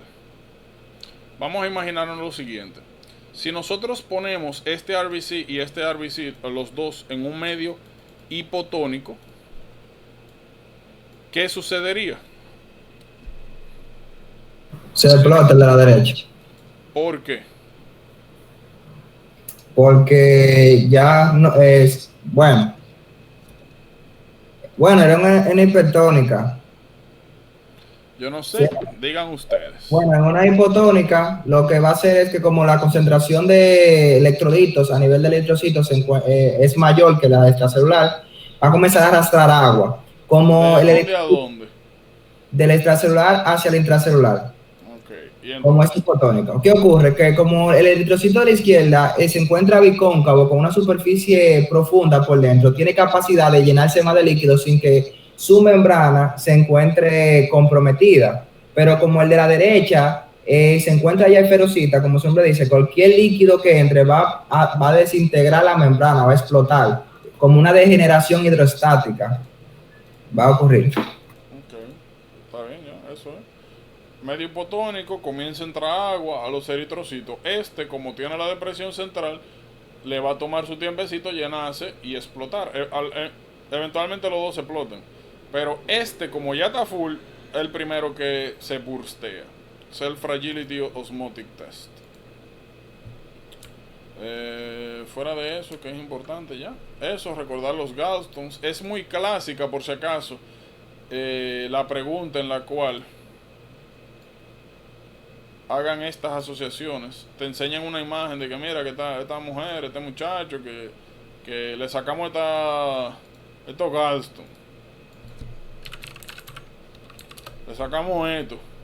Y te pregunten, como qué patología tiene de base. Ya ustedes saben. Busquen hemólisis crónica. No es que esto solamente sucede en hereditaria esferocitosis. En cualquier tipo de proceso hemolítico crónico. Le puede pasar sickle cell disease, a glucose phosphate dehydrogenase deficiency, a deficiencia de todos estos asuntos que están aquí. En cualquiera pasa. Pero en este punto, como que generalmente se inclinan a este asunto, a hereditaria esferocitosis. Le hago la aclaración para eso, para que mañana no le vean una pregunta donde diga que, mira que tiene pigmental gallstone. Si le digan cuál es la posible causa y pongan A, B, C, D, le pongan un reguero de opciones y en ninguna esté hereditaria esferocitosis, pero usted, por ejemplo, sickle cell dice, usted dice, pero esto no tiene respuesta porque hereditaria esferocitosis no está ahí, y es con eso, no. Busque cualquier proceso hemolítico. Por si acaso. Como mencioné anteriormente, fíjense, cada vez que ustedes tienen una patología de base donde ya genera estrés en la médula ósea, si arriba de eso usted le tira su B19, espere su crisis. Glucose phosphate, hemos hablado muchísimo de eso. De los bile cells, de los Haynes bodies. De aquí no hay mucho que hablar. Lo más que le podría decir de acá en glucose phosphate dehydrogenase deficiency es algo. Miren bien, por si acaso, si a ustedes le preguntan, le ponen un paciente que fue a África, que vino de África o que va para África, o sea que va a tener que recibir por alguna razón que sea de manera profiláctica antimaláricos. Si le preguntan como qué prueba tenemos que hacerle primero al paciente antes de darle los medicamentos, ya ustedes saben. Testear para glucose phosphate dehydrogenase deficiency. Para no darle lo antimalárico y meterlo en una crisis hemolítica. Fuera de eso, lo otro también, que se lo había dicho, cada vez que le digan que una gente fue a un restaurante mediterráneo, o que comió comida mediterránea, o de que comida de Egipto, española, y que después eso se puso amarillo, busque su glucose phosphate dehydrogenase deficiency. Ajá, démelo. Que también es bueno recordar siempre la triada, porque siempre le van a relacionar las preguntas. Un paciente con inmunodeficiencia, a veces chronic granulomatosis disease, cuerpos de Haynes y eso mismo, y hemolítica anemia. O sea, siempre lo vamos a ver en ese conjunto de preguntas. No sé si te sigo. O sea, tú dices... La triada de glucosa 6-fosfato de deshidrogenasa, que como tú sabes que el NADPH es parte de la glucosa 6-fosfato de deshidrogenasa, también participa en lo que es la exonomosphate shunt, ¿verdad? Okay. Para la producción de NADPH, que va a funcionar para la oxidación a nivel de los neutrófilos, para eliminar bacterias. Como esa persona va a tener eso, van a tener inmunodeficiencia, van a presentar como chronic granulomatosis disease. También van a presentar los cuerpos de Haynes la hemolítica anemia, la triada de eso mismo. Siempre es un paciente que puede presentar inmunocomprometido. Ok, bueno, mire, yo te puedo... Hay de algo que no estoy seguro. Podemos buscarlo. Pero hasta ahora yo entiendo la asociación de NADPH y Chronic Granulomatous Disease, pero hasta ahora yo nunca he visto que glucose, aunque eso tiene sentido, pero no he leído que glucose phosphate dehydrogenase deficiency te dé alguna clínica de inmunodeficiencia. No estoy diciendo que no puede ser, estoy diciendo que lo voy a revisar. La clínica de glucose phosphate dehydrogenase es como episódica. O sea, si tú te presentas ante un estrés oxidativo, por ejemplo, si tú te dan timetomil sucametazazol, puedes presentar anemia hemolítica e ictericia, pero después tú estás sintomático. Es simplemente si te... O sea, tengo entendido. Bueno, yo lo voy a buscar porque realmente tiene sentido, pero digo que no lo he visto personalmente como una causa, pero lo voy a buscar.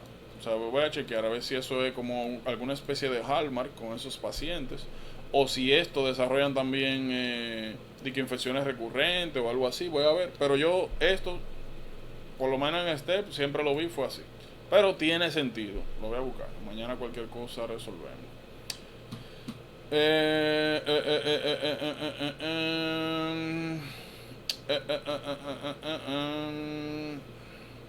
Pyruvate kinase deficiency es una... Déjenmelo ahí, porque no hemos visto todavía curva de disociación de la hemoglobina. Déjenme eso ahí tranquilo. No se preocupen que no se me va a olvidar. Esto ya lo hablamos en inmuno. Hablamos de las pruebas, del tratamiento, de la clínica. No tenemos nada nuevo que hablar aquí. Sickle Cell Disease, estamos hartos de hablar de esto, de bioquímica. Miren aquí de nuevo, Krukot. Yo le dije, cada vez que ustedes tengan algo que te cause hemólisis, estrés sobre el bone marrow, esperen esa sintomatología. No me la asocien de que, que eso es talasemia, no. Donde quiera que usted vea hemólisis crónica, váyase para allá. De esto, nuevamente, no creo que tengamos más nada que hablar. Hemos hablado mucho.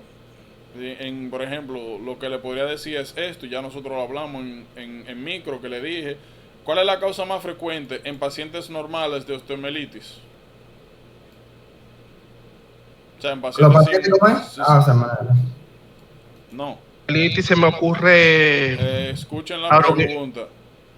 ¿Cuál es la causa más frecuente de osteomielitis en general? No estoy hablando de sickle cell, estoy hablando en general. Staphylococcus aureus, ¿no? Staphylococcus aureus. No lo piensen, aureus. Ahora, si el paciente tiene sickle cell disease, a salmonella ya. Okay. Tienen predisposición por eso. Fuera de eso. Pero como le dije, ya todo esto en diferentes momentos lo hemos hablado. Nada que agregar aquí. Hemoglobinopatía C, lo mencionamos en este día. Aquí es glutámico por valina, aquí es glutámico por lysine, sencillamente. Aquí ustedes no van a tener muchos problemas, porque regularmente cada vez que le hablan de hemoglobinopatía C, o te lo ponen igualito que sickle cell disease, pero te mencionan que la cadena beta está bien. O sea, que no tiene, que dio negativo para la mutación de sickle cell disease, pero que el problema está en la cadena beta. Bueno, no es sickle cell disease, problema con la beta. Y es una mutación puntual, no es una deleción como es en beta talasemia. Pues eso te están diciendo para allá. Hemoglobinopatía C. Fuera de eso, imagínense que la clínica general de hemoglobinopatía C es muy... y considérenla igual que sickle cell disease, pero sin drepanocitos. Y como le dije, dando negativo al estudio para la mutación clásica de sickle cell anemia. Ya. Fuera de eso, lo mismo.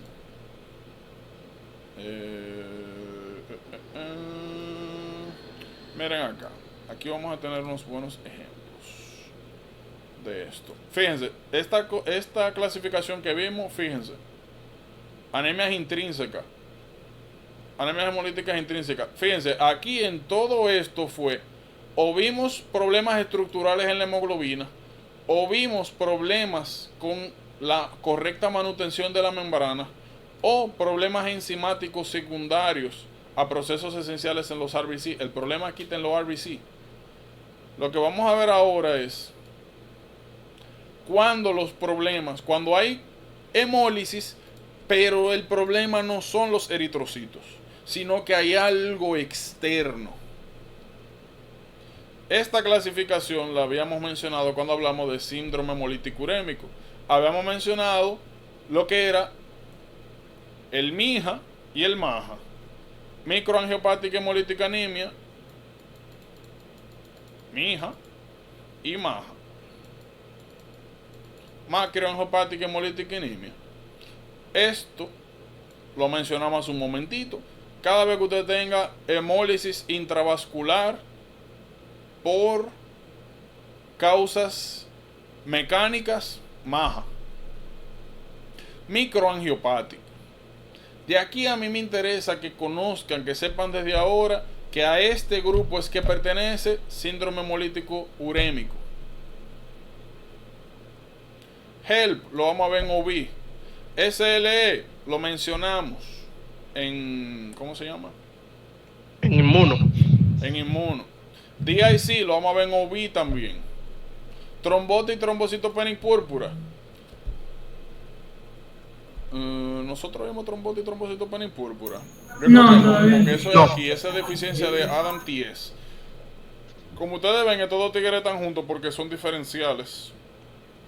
Hemolítico uremic syndrome y trombosis y trombocitopenia púrpura son casi lo mismo. Hay diferencias como siempre, pero aquí hay deficiencia de ADAM-TS y aquí ya nosotros mencionamos Shiga-like toxin. Eso es hemólisis, problemas renales, la infección de base. Y en trombosis y trombocitopenia púrpura es problemas renales, púrpuras, alteración de la conciencia, las crisis hemolíticas. Petequia también salen. ¿Qué es eso mismo? Púrpura. Plaquetas. Bueno, aquí podemos tener de hecho disminución de plaquetas también, pero sí, es más clásico de acá. Pero vamos a llegar ahí. Miren, autoinmune hemolítica anemia. Yo les recomiendo muy fuertemente que sean muy cuidadosos con estas patologías. De hecho, yo les aconsejaría que ustedes le dedique un tiempo, solamente miren a este cuadrito de aquí. Porque eso, para serles sincero, yo creo que yo le vine a poner atención mayor, ya fue como un par de semanas, o a entender, mejor dicho, un par de semanas antes del examen. ¿Por qué les estoy haciendo esta observación? Porque las preguntas relacionadas,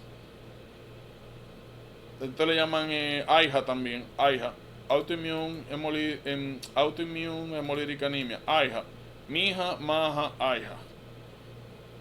Estas preguntas tienden a ser regaladas, son preguntas de asociación.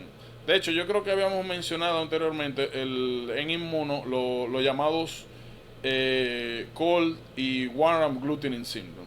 Lo que habíamos mencionado allá era que warm, IgG, COLD y GM.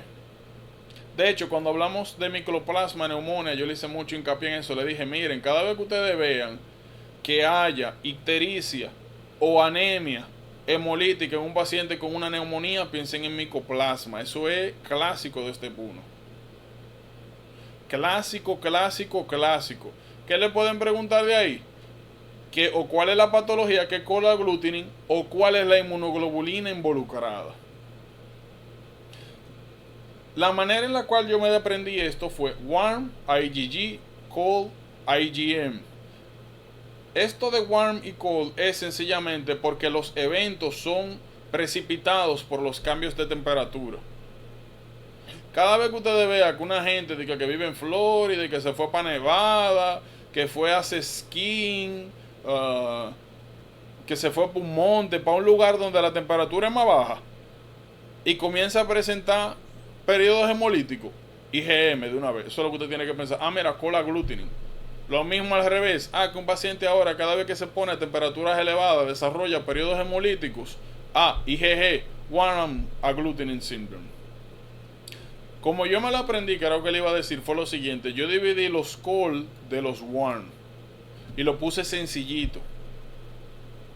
Los warm solamente pasan con malignidad y fármacos. Warm agglutinin, cada vez que usted vea un paciente donde usted pueda sospechar leucemia y desarrolle crisis hemolíticas agudas, piense en warm agglutinin. Por si acaso, mire, aquí dice beta-lactámico, alfa-metildopa. También hay otro que es diclofenac, N6, diclofenac. Diclofenac también está relacionado a warm agglutinin syndrome. Eso es importantísimo. ¿Por qué? Porque ya te pueden imaginarse la serie de casos salvajes que ustedes pueden tener aquí. Ustedes pueden tener un paciente, por ejemplo, una mujer embarazada con hipertensión gestacional que comenzó a tomar alfa-metildopa y 2 semanas, 3 semanas después, que tiene una anemia, que tiene la aptoglobina baja, que desarrolló renal failure por la hemoglobina que se filtró. Ustedes tienen que ver el patrón. Embarazada, tomando alfa-metildopa, crisis hemolíticas. Tienen que hacer la asociación. O como le dije, mira, un paciente que está teniendo pancitopenia, dolores en los huesos, febrículas, hemorragias, que eso es sugestivo a leucemia, y posteriormente desarrolla crisis hemolíticas, periodos hemolíticos, ictericia intermitente, warm agglutinin. Esas asociaciones, como le dije, son importantes. Se ve salvaje, se ve súper salvaje, pero son puntos regalados. El asunto es que hay que estar arriba de esto. Son de las cosas, como yo he dicho, que hay que buscarlas. Cold agglutinin, como vimos acá, o fármacos o leucemia. Vamos a hablar de esto ahora. Fármacos o leucemia, ya. Cold, infeccioso principalmente.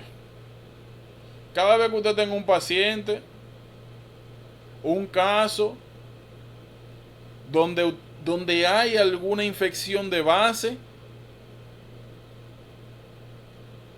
y el paciente desarrolla periodos hemolíticos, como hablamos, periodo de hemólisis, ictericia, anemia, y detrás hay historia de alguna, como le dije, neumonía o de infección en general, piensa en cold agglutinin y no busque más. ¿Cómo usted sospecha de que alguien puede tener una infección? Ustedes saben, generalmente las infecciones o son bacterianas o son virales. Las bacterianas tienden a atacar áreas locales. Tú sueles encontrar indicios de que algo sucede. Por ejemplo, micoplasma. Habíamos hablado de walking pneumonia.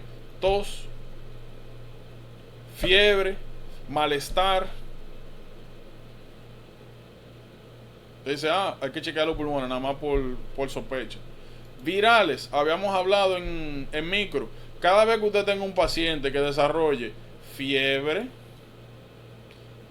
dolores generalizados, que le duela los pies, los brazos, las articulaciones, que el marco, fiebre naturalmente, ¿verdad? Como le dije, malestares, que se note como que usted no puede puntualizar un órgano, busque enfermedad viral. En el caso de leucemia, como le mencioné anteriormente, no es fiebre que se desarrolla, sino febrícula. Una fiebre suave, que no molesta, pero no invalida. Pérdida de peso, como le mencioné anteriormente, pancitopenia. Piense ahí en malignidad. Yo no creo que vayan a ir muy duro en el asunto del manejo. Pero sí les recomendaría lo siguiente. Por lo menos apréndanse el manejo de cold agglutinin, por si acaso. Rituximab. Si no mal recuerdo, rituximab es anti-CD19. No se preocupen que vamos a llegar ahí. y evitar temperatura. Apréndanse uno y cuando les salga uno de estos, por ahí te resuelve. Porque yo, como le dije, entiendo que puede ser como medio salvaje el abordaje. Pero de verdad, miren, yo considero fuertemente que vale la pena dedicarle tiempo a esto, a manejar estos conceptos. Porque son puntos regalados y no se quedan. Déjenme ver. Esto nosotros lo hablamos ya. Esto... Bueno, podemos mencionar esto. Esto es muy importante. Miren, ya mañana pasamos a plaqueta. Miren. Aquí voy a puntualizar una cosa. What? No fue lo que yo agarré. Miren. De aquí le quiero puntualizar algo. Miren. Neutropenia. Cada vez que a ustedes, yo les he dicho, cada vez que le pongan el blood work básico, tiene que fijarse en todo. Yo les recomiendo, cuando ustedes encuentren una pregunta que tenga de que sodio, potasio, cloro, le pongan un hemograma y tengan RBC, los white blood cells. Cada vez que ustedes le pongan un reguero de prueba de laboratorio, no lo lean por arriba. Yo les recomiendo fuertemente que ustedes revisen todo uno por uno.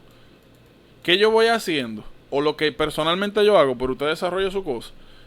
O sea, como mejor le parezca, es que yo voy chequeando. Por ejemplo, sodio, ¿está normal? Si está normal, lo dejo. O sea, no hago nada, lo dejo.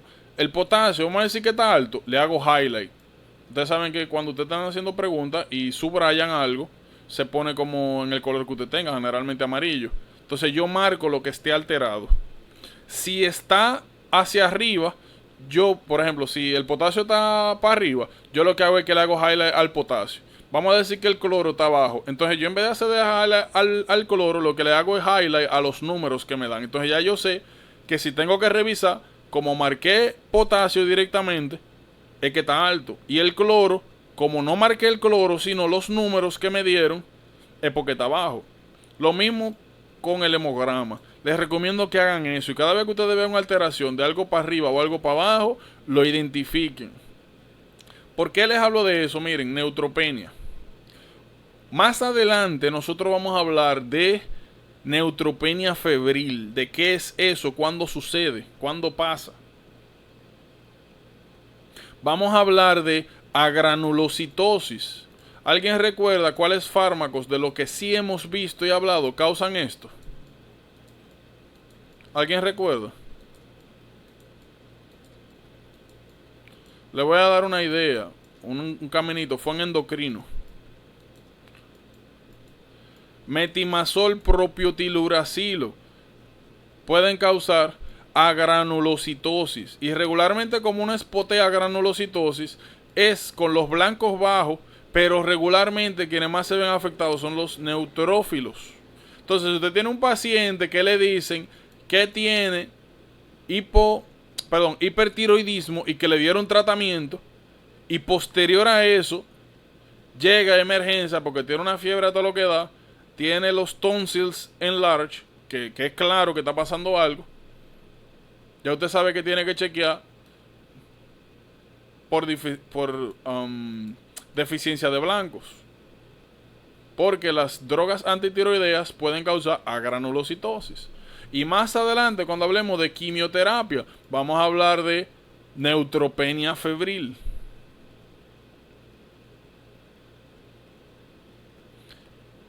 De aquí, yo no creo que sea una cosa muy grande que ahora mismo usted tenga que ponerse de que, mira, esto pasa con esto, porque muchas de esas patologías las vamos a ver y muchas otras ya lo vimos. Por ejemplo, linfopenia, linfocitos T, George, ya nosotros sabemos que hay aplasia del desarrollo tímico, entonces obviamente van a estar bajitos. Que sí es importante que usted más o menos tenga un CELS del rango, porque a veces lo que te dan, en vez del porcentaje diferencial, que es lo que regularmente uno tiene disponible en los laboratorios, lo que te dan es el número. Y el número muchas veces te indica, como hemos hablado, por dónde irte. Eso es importante. Muy, muy, muy importante. Lo otro no me encuentro que sea tanto. Vamos a acabar con esto para mañana entrar full a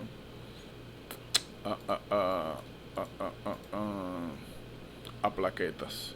Oigan bien, la clásica pregunta de iron poisoning, por lo menos agudo, es el siguiente. Déjame buscar una imagen. Iron poisoning X-ray. A mí me salió una pregunta de ese. Yo me di una quemada pensando que era como acetaminofén. De que un niño que se tomó de que un viaje de patilla. Con un viaje de patilla, tirado en el piso, que estaba vomitando sangre, o que estaba defecando sangre. Ajá. Esa es la clase. Oye, yo dije, bueno, esto es acetaminofén. Me di una quemada del día. Eso es clásico. Esta pregunta es clásica. Miren, a ustedes en muchas ocasiones le van a poner una serie de preguntas donde van a encontrar el paciente tirado en el piso con un regor de patilla en la mano. O mejor dicho, frasco de pastilla, pero no le van a decir cuál es la pastilla. La pastilla de la abuela. ¿Cómo? Di que la pastilla de la abuela, así me decía la pregunta. Sí, di que la pastilla que tienen ahí, y no te van a decir que cada vez que ustedes tengan ese caso, tienen que pensar acetaminofén, aspirina, ¿qué otra cosa? Beta bloqueadores, ¿qué otra cosa? Esto, iron, naturalmente. Y quizá opioides. Y en algunos casos hay gente que trata de suicidarse con antidepresivos o con barbitúricos. Oigan, cada vez que ustedes vean de que encuentran un niño tirado en la casa, que tiene un par de meses o chiquito, un par de años, que lo encuentran tirado en el piso, con un frasco en la mano y que no saben qué era lo que tenía el frasco, nada más lo vieron tirado ahí. Y cuando llegan a la emergencia le tiran una radiografía y ven este punteado. Eso que usted está viendo ahí son pastillas de hierro. Así es que se ven en la radiografía.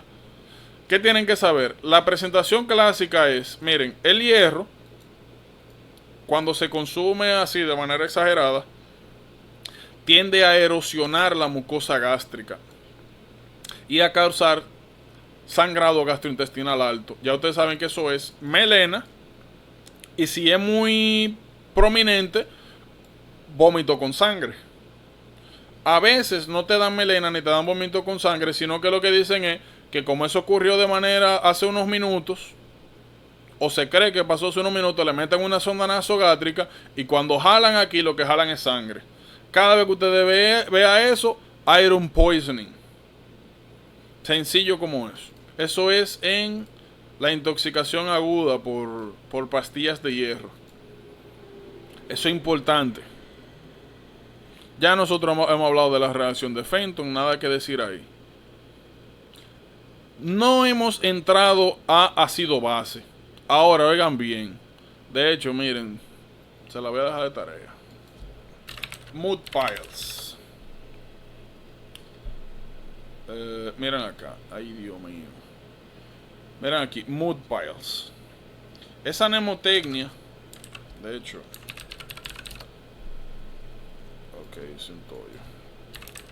Vamos a ver si aparece. Ay, no me diga que voy a tener que buscar eso. Vamos a buscarlo. Pero ¿cómo que no está? No. Bueno, hay una mnemotecnia clásica aquí que es mood piles. Y si no mal recuerdo, ¿dónde está? Ah, bueno, en acid base. Mírala acá. Ahora aquí, en el 21, página 616. Miren, eso que ustedes están viendo ahí, se lo voy a preguntar todos los días la próxima semana. Ven acá, mira, cambiaron la vaina, esto desgraciado. Ay, me gusta más Mood Piles, no me gusta esta. Quizás porque me la sé la otra. Mira, cambiaron esta vaina. Bueno, me gusta, si se pueden aprender esa, pero a mí me gusta más Mood Piles, porque Mood Piles es más completa. Y las que no están aquí ya yo me las sé de memoria, o sea, por ejemplo aquí propilenglicol y hay otro también que es para aldehyde, a ver si está aquí. De hecho ni siquiera está aquí. para aldehyde, o sea, hay otras cosas, pero los que están aquí, que no están acá, yo me los sé de memoria. En el 20 están azimut, pues, y es la que yo me sé. Y no me voy a aprender esto. Pero, como usted quiera, pero miren, eso es esencial. Cuando nosotros entremos a ácido base, vamos a ver que hay una serie de patologías que causan un tipo muy específico de acidosis metabólica, llamada aumento de anion gap. No se preocupen que vamos a llegar ahí, pero tienen que saber que iron poisoning causa metabólica acidosis por aumento de anion gap. Eso es, ustedes todavía, no es momento de que hablemos de eso, vamos a llegar ahí, no vamos a complicar, pero eso es, mire, demasiado importante.